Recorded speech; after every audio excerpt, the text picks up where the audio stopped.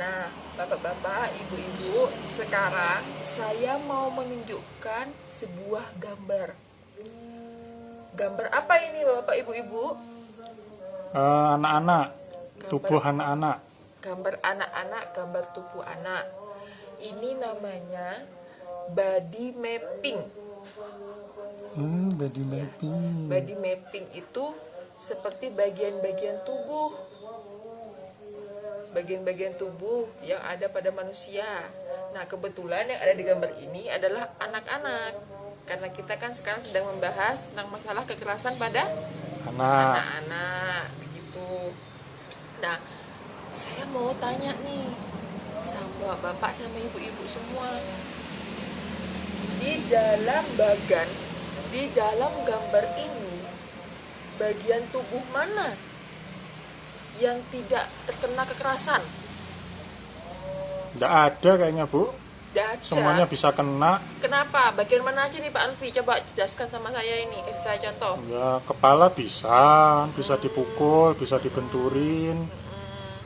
Badan juga bisa dicambuk. Tangan bisa dicubit. Kaki juga bisa ditendang. Kayak gitu. Ah, betul ya, jawaban dari Bapak Alfi itu betul. Jadi semua bagian tubuh yang ada di dalam gambar ini itu merupakan contoh bahwa sebenarnya tubuh anak-anak itu semua bagiannya itu mudah dijangkau. Jadi semua badan dari atas sampai bawah ini memiliki yang namanya kesempatan untuk bisa mendapatkan kekerasan fisik. Karena anak-anak itu kan lemah sebenarnya, belum bisa melawan. Jadi kalau misalkan kita mau mukul kepalanya atau nyubit tangannya, nendang kakinya, itu bisa-bisa saja. Karena yang dewasa pasti jauh lebih kuat daripada yang anak-anak, betul kan? Betul. Nah, saya mau minta sama bapak-bapak dan ibu-ibu semua, saya tunjuk salah satu ya, untuk menunjukkan sama saya bagian mana sih dari tubuh ini yang bisa terkena kekerasan. Saya mau minta Bapak Arfi ya, ini saya pinjemin pulpen saya. Bapak Arfi sekarang tunjukkan bagian-bagian mana aja dari tubuh, dari gambar ini, dari gambar tubuh ini yang kira-kira rentan sama kekerasan. Kepala, tangan, badan, alat vital, keseluruhan kaki. Okay. Semuanya jadinya. Jadi semuanya, oke, bagus. Jadi bapak-bapak, ibu-ibu tadi sudah mendengar ya bagian-bagian mana saja yang bisa mengalami atau rentan dengan kekerasan. Ya. Apa yang tadi ditunjukkan sama Bapak Arfi itu sudah benar. Kepala, tangan, alat vital, dan juga sampai keseluruhan kaki. Nah, yang sebenarnya Bapak Arfi sebutkan tadi ada 2 jenis kekerasan. Ada yang tahu enggak? Apa aja? Fisik sih, Bu. Fisik. Ada lagi satu. Apa ya? Ayo, apa? Fisik aja tahunya, Bu. Oh, fisik aja, ya nggak apa-apa. Itu udah benar, itu udah bagus. Jadi yang Bapak Alfi sebutkan tadi tidak hanya sekedar fisik sebenarnya kekerasan yang bisa terjadi, tapi juga kekerasan seksual. Tadi Bapak Alfi sebut menunjuk Alat vital, kelamin. Alat vital atau alat kelamin ya, itu sangat rentan, apalagi anak kecil. Sangat rentan terjadi dengan yang namanya pelecehan seksual. Karena setahu saya anak kecil itu masih belum mengerti, belum terlalu banyak tahu tentang yang namanya seksualitas, bagian-bagian mana saja yang tidak boleh disentuh. Jadi biasanya sering dimanfaatkan oleh orang dewasa untuk melampiaskan yang namanya hawa nafsunya. Yang di TV-TV pedofil itu ya, Bu ya? Itu bisa jadi, ya itu betul, itu salah satunya itu Bapak, betul sekali itu. Jadi ketidaktahuan anak kecil ini dimanfaatkan oleh orang-orang yang mau berniat buruk.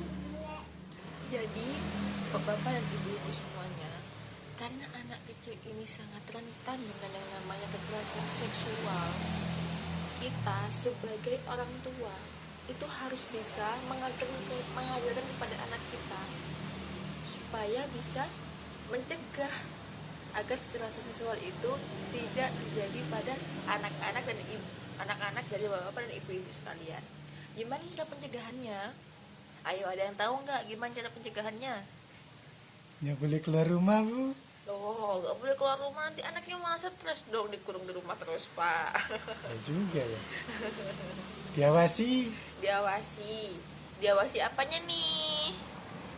Masa setiap anak kemana-mana diawasi? Jadi kayak mata-mata dong, Pak. Anak jadi gak nyaman, Pak, kalau jadi seperti itu. Seolah-olah dia gak dipercaya. Jadi, bapak-bapak dan ibu-ibu sekalian, cara pencegahannya itu yang pertama, kita itu harus sedini mungkin mengajari anak tentang bagian-bagian tubuh mana saja yang gak boleh dipegang. Contoh, kalau ada orang asing yang mulai memegang pipinya lalu mau mencium dia, itu jangan diizinkan. Bilang sama anak itu pokoknya bagian-bagian vital kayak bibir, terus dada, dan juga pantat. Maaf ya Bu ya, saya agak ngomong agak sensitif, seperti pantat dan juga alat kelaminnya. Kalau ada orang asing yang mencoba memegang itu, anak itu harus berani berkata tidak ataupun menolak. Kalau nggak kita ajarkan dari sekarang, ketika suatu saat terjadi hal seperti itu, anak-anak nggak akan bisa menolak karena dia nggak mengerti, oh ini bagian yang nggak boleh disentuh, dia nggak tahu.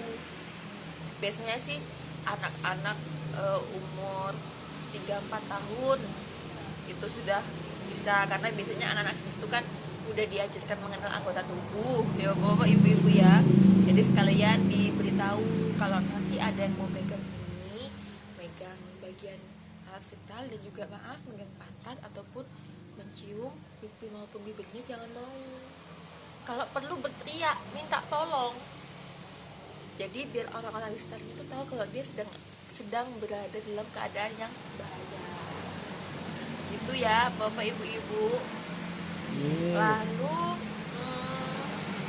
setelah itu, yang kedua, ingatkan anak kita jangan terlalu percaya dengan orang asing, karena kita nggak tahu orang asing itu mau berniat baik atau buruk.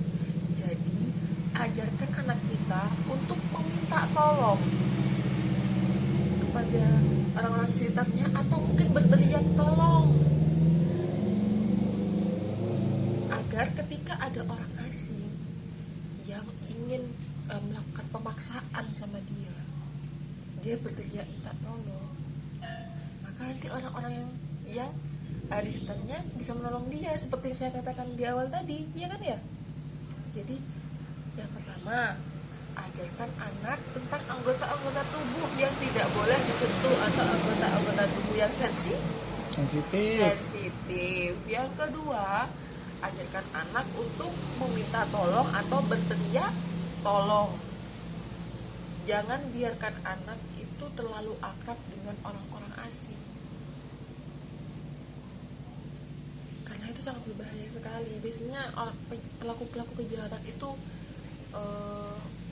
ya memang tidak semuanya berasal dari orang-orang asing, tapi kebanyakan mayoritas itu biasanya dari orang-orang asing. Begitu ya bapak ibu-ibu ya, bisa dipahami ya.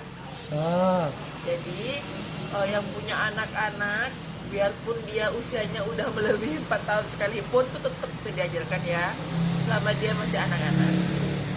Semoga nanti ini bisa dipraktekkan ya setelah pulang dari pertemuan hari ini ya bapak-bapak ibu-ibu. Siap Bu.